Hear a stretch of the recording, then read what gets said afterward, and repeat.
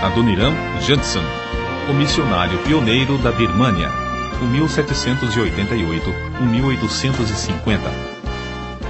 Magro e enfraquecido pelos sofrimentos e privações, o missionário foi conduzido entre o gado e os mais endurecidos criminosos a chicotadas e sobre a areia ardente para a prisão.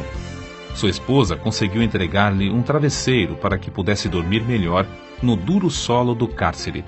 Porém, ele descansava ainda melhor porque sabia que dentro do travesseiro, que tinha abaixo da cabeça, estava escondida a preciosa porção da Bíblia, que traduzira com grandes esforços para a língua do povo que o perseguia. Aconteceu que o carcereiro requisitou o travesseiro para o seu próprio uso. Que podia fazer o pobre missionário para readquirir seu tesouro? A esposa, então, preparou com grandes sacrifícios um travesseiro melhor e conseguiu trocá-lo com o do carcereiro. Dessa forma, a tradução da Bíblia foi conservada na prisão por quase 2 anos. A Bíblia inteira, depois de completada por ele, foi dada pela primeira vez aos milhões de habitantes da Birmânia. Em toda a história, desde o tempo dos apóstolos, são poucos os nomes que nos inspiram tanto a envidarmos esforços pela obra missionária como os do casal Anna e Adoniram Judson. Em certa igreja em Malden, subúrbio de Boston, encontra-se uma placa de mármore com a seguinte inscrição: Memorial. Reverendo Adoniram Judson. Nasceu 9 de agosto de 1788. Morreu 12 de abril de 1850. Lugar de seu nascimento: Malden. Lugar de seu sepultamento: Omar. Seu monumento: Os Salvos da Birmânia e a Bíblia Birmanesa. Seu histórico: nas alturas. Adoniram fora uma criança precoce. Sua mãe ensinou-o a ler um capítulo inteiro da Bíblia antes de ele completar 4 anos de idade. Seu pai inculcou-lhe o desejo ardente de, em tudo quanto fazia, aproximar-se sempre da perfeição, sobrepondo-se a qualquer de seus companheiros. Esta foi a norma de toda a sua vida. O tempo que passou nos estudos foram os anos em que o ateísmo, que teve sua origem na França, se infiltrou no país.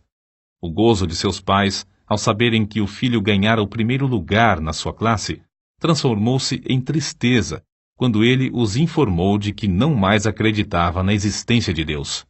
O recém-diplomado sabia enfrentar os argumentos de seu pai, que era pastor instruído, e jamais sofrera de tais dúvidas. Contudo, as lágrimas e admoestações de sua mãe, depois de o moço sair da casa paterna, estavam sempre perante ele. Não muito depois de ganhar o mundo, encontrou-se com um jovem pregador na casa de um tio. Este conversou com ele tão seriamente acerca da sua alma que Judson ficou bastante impressionado. Passou o dia seguinte sozinho, em viagem a cavalo. Ao anoitecer, chegou a uma vila onde pernoitou numa pensão. No quarto contíguo ao que ocupou estava um moço moribundo, fato que não deixou Judson reconciliar o sono durante a noite. O moribundo seria crente? Estaria preparado para morrer? Talvez fosse livre pensador, filho de pais piedosos que oravam por ele.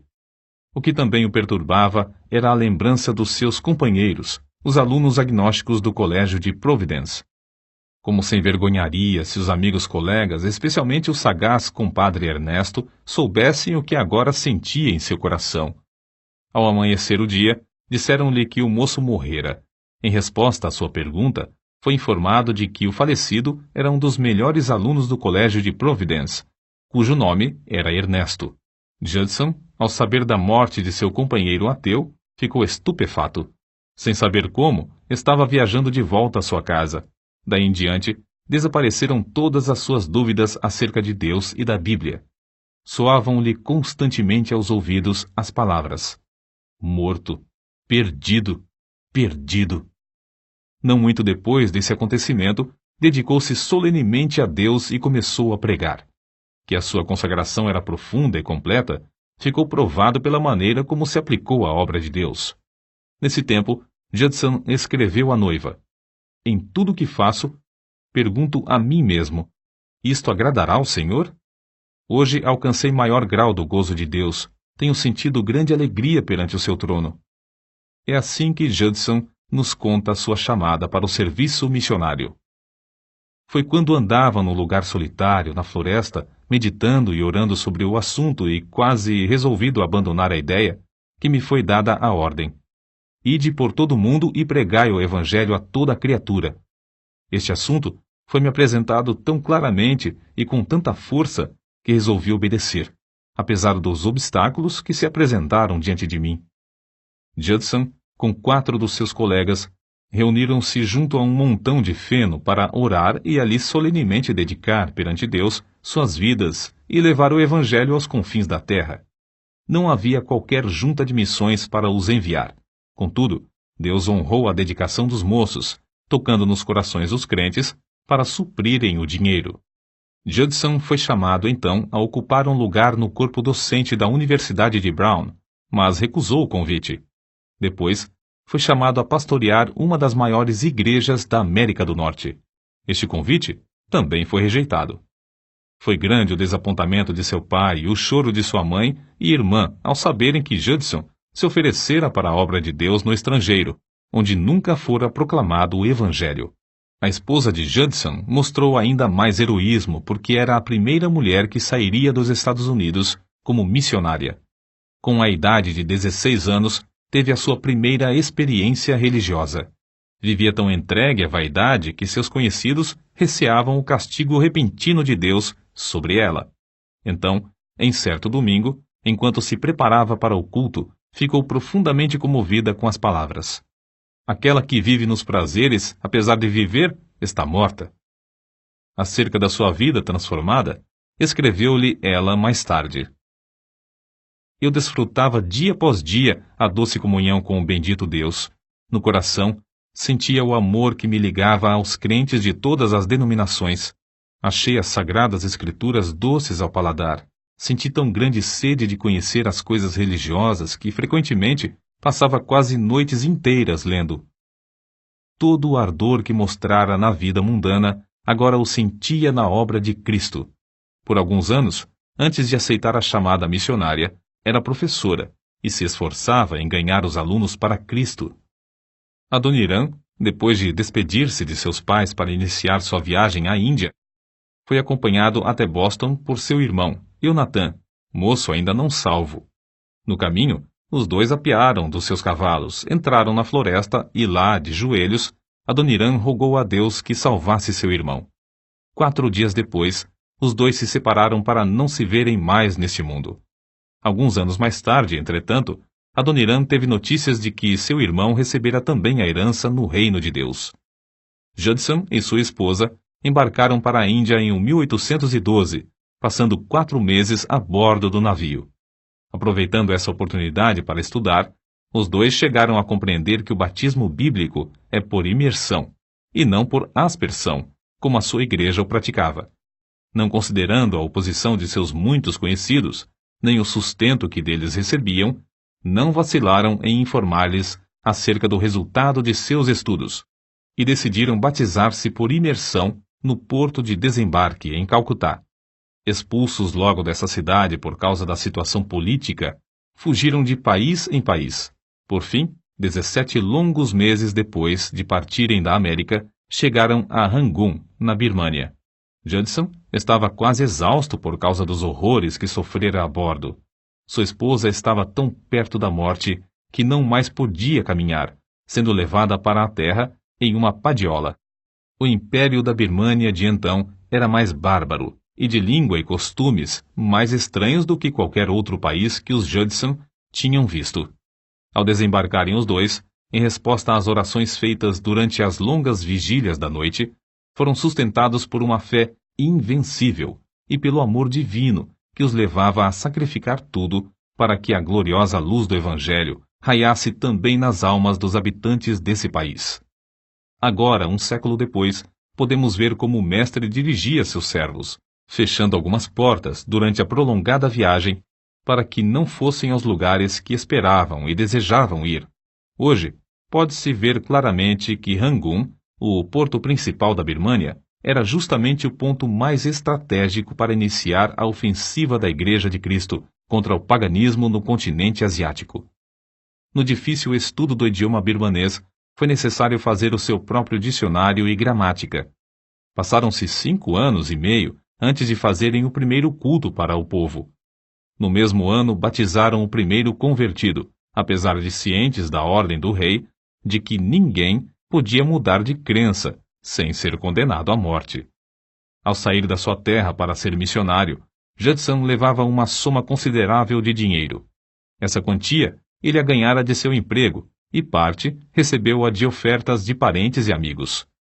Não só colocou tudo isto aos pés daqueles que dirigiam a obra missionária, mas também a elevada quantia de 5.200 rúpias, que o governador-geral da Índia lhe pagara pelos serviços prestados por ocasião do amistício de Indabo.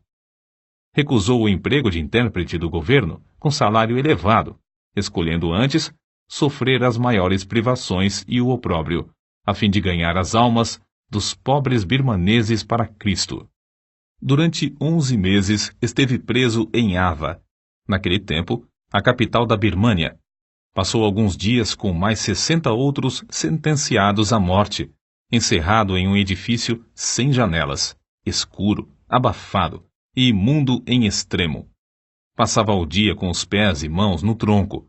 Para passar a noite, o carcereiro enfiava-lhe um bambu entre os pés acorrentados, juntando-o com outros prisioneiros, e por meio de cordas, arribava-os para apenas os ombros descansarem no chão.